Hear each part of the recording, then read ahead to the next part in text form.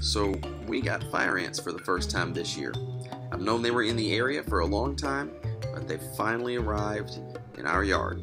Luckily, the internet has lots of options for dealing with fire ants, and I decided to cobble together one method based on some ingredients that I had and try out this ant formula. The only thing I had to order was orange oil, which is not too expensive. For every 1 gallon of water, mix in 2 ounces of orange oil, 6 ounces of compost tea, and then stir that with a stick. I'm mixing up 2.5 gallons to make sure everything gets really drenched. And I like to do this either early in the morning when they're all, snugly up in their little ant beds in the ant mounds, or I guess you could do it at night too. Of course, it's harder to see, but during the day they're all out everywhere. So try to sneak up on them when they're not suspecting it, and then pour the water right on top of the ant mound. And in a few days, those guys are going to be dead.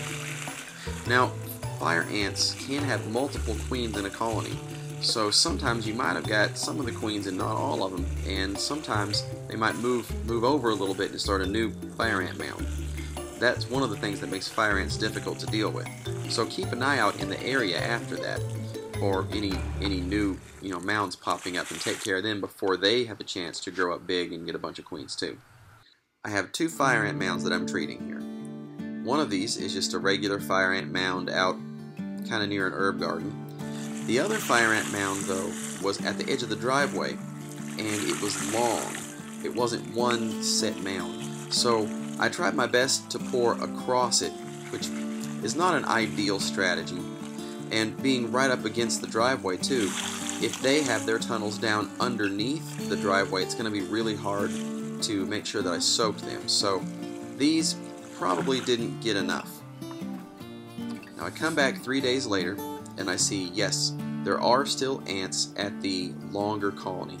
Now it might be that those are just traveling back and forth between some other mounds that I need to find, or it might be that they're alive somewhere down in there. So I'm probably going to retreat this area. The other area is all completely dead, and in neither case do I see any swarming activity when I dig around into the area that the mounds were. Based on these results, I will be buying more orange oil, because now that we have fire ants in the area, I'm afraid it's going to be a yearly thing, this fire ant maintenance. Well, thanks for watching. I hope you enjoyed the video, and I'll see you in the next one.